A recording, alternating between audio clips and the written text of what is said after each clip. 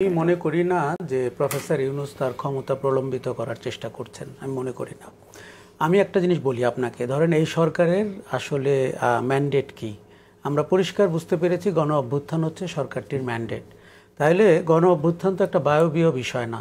গণ অভ্যুত্থানটি হয়েছে ঢাকার দেয়ালে এখনও লেখা আছে কোন আশা আকাঙ্ক্ষা নিয়ে। তার 50% শেখ হাসিনার জন্য প্রযোজ্য, বাকি 50% কাদের জন্য প্রযোজ্য? এখন যারা রাজনীতি করবেন, আগামীতে ক্ষমতায় যাবেন এরকম ভাবছেন, তাদের জন্য। প্রফেসর ইউনূস বা তার সরকার এবং তার সরকারের অনেক উপদেষ্টাদের ব্যাপারে আমাদের অনেক মন্তব্য থাকতেই পারে। কেউ কেউ যে ক্ষমতা এনজয় করছে না সেটিও না, কেউ কেউ যে বিভিন্নভাবে অ্যাম্বিশাস হয়ে উঠছে তাও আমরা মনে করি।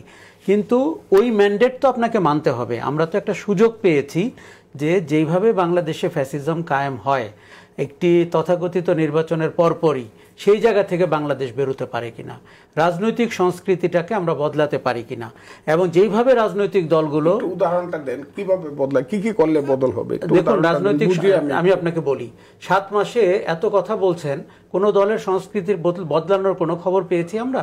পাইনি। যেটি পেয়েছি, আওয়ামী লীগ হওয়ার চেষ্টা করছে দলগুলো। আওয়ামী লীগ যা যা খারাপ কাজ করেছিল, যার যেখানে প্রভাব প্রতিপত্তি আছে, সে আওয়ামী লীগ হওয়ার চেষ্টা করছে। আমি বিএনপির ভেতরে, শোনেন কথা হইলেই খালি 31 দফা, বিএনপির ভিতরে আমি কোনো 7 মাসে পরিবর্তনের, তারেক রহমানের বক্তব্য ছাড়া, তার ম্যাচুরিটির লক্ষণ ছাড়া আমি কিন্তু মাঠে ঘাটে প্রান্তরে যেই চাঁদাবাজি, যে দখলদারি, সেই মাস্তানি, সেই থানা ঘেরাও, এর মধ্যে আমি কোনো পরিবর্তন দেখছি না। এবং দেখুন, আপনার মনে রাখতে হবে যে এই দলটি 16 বছর ক্ষমতার বাইরে ছিল। আমরা তখন প্রতিদিন এই দলের গণতান্ত্রিক অধিকারের পক্ষে কথা বলেছি, স্বৈরতান্ত্রিক শাসনের বিরুদ্ধে কথা বলেছি। এখন যদি আমি তার পক্ষে কথা বলতে না পারি, তাকে আমাকে সন্দেহ করতে হবে না, নিজেকে সন্দেহ করতে হবে। আমি পরীক্ষাটি খুব সহজ করে দিলাম। দেখুন, এখন মনে হবে যে এরা কথা বলতেছেন, এরাও নিশ্চয়ই অনির্বাচিত সরকারের কিছু সুবিধাভোগী। ব্যাপারটি তা না। দেখুন, বিএনপির জন্য আগামীতে পরিণতি কি অপেক্ষা করছে একমাত্র ইতিহাস বলতে পারবে। কিন্তু সংস্কার করে, বিএনপি যদি দলের সংস্কার করে, রাজনীতির সংস্কার করে, তার নেতৃত্বের সংস্কার করে, নেতৃত্বের আচরণের সংস্কার করে, তাহলে বিএনপির জন্য একটা সুসময় অপেক্ষা করছে বলে রাজনীতির বাইরের থেকে দেখা দৃষ্টিতে আমি কথাটি আপনাকে আজকে বললাম। দেখুন, বিএনপি এখন সংস্কার বললেই সন্দেহবাতিক হয়ে উঠছে। শোনেন, এইখানে আমি কিন্তু মনে করি না যে সব প্রয়োজনীয় সংস্কার করতে হলেও ডিসেম্বরের পরে যেতে হবে নির্বাচন করতে, আমি কিন্তু মনে করি না। দেখুন, এখানে সংস্কার বলে কেউ কেউ কমিটি করে, কমিশন করে, বড় বড় অফিস নিয়ে, সুবিধা ভোগ করে একটা যে চক্রের মধ্যে পড়ে গেছে, এটি কিন্তু আমিও বলি। কিন্তু আপনি আগামী 3 মাসে বাংলাদেশের সবগুলো বড় সংস্কারের ব্যাপারে ঐক্যমত্য করে পরবর্তী 3 মাসে সেটি বাস্তবায়ন করে ডিসেম্বরে নির্বাচন দিয়ে বিদায় নিতে পারেন। কাজে আমি কিন্তু সরকারটিকে প্রলম্বিত করতে হবে সংস্কার বাস্তবায়ন করতে হলে, আমি এই মতাদর্শের লোক না।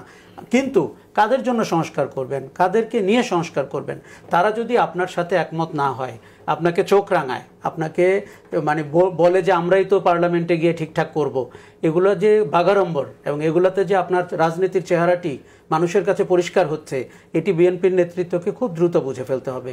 দেখুন, এই যে জাতীয় নাগরিক পার্টি, তারা নতুন দল, তাদের কোনো সংগঠন নাই, তারা গুটিকয় স্টুডেন্ট, জুলাই মাসে এক হয়েছিল, আমি তো মোটামুটি জানি। কাজেই তারা একটা নতুন রাজনীতির গল্প বলছে, যেই রাজনীতির আশা আকাঙ্ক্ষা আমরা প্রত্যেকেই দেখি। বাংলাদেশে রাজনীতির নামে অপরাজনীতি হয়, বাংলাদেশে নেতৃত্বের নামে কুৎসিত নেতৃত্বের বিকাশ ঘটে। এই রোগগুলোর কোনো পেশা নাই, তাদের কোনো বৈধ আয় নাই, এবং তারা আমাদের চোখের সামনে সম্পদের মালিক হয়ে যায়। আমরা কি বুঝতে পারি না এরা কারা? আমরা কি বুঝতে পারি না কোন পথে তারা করেন?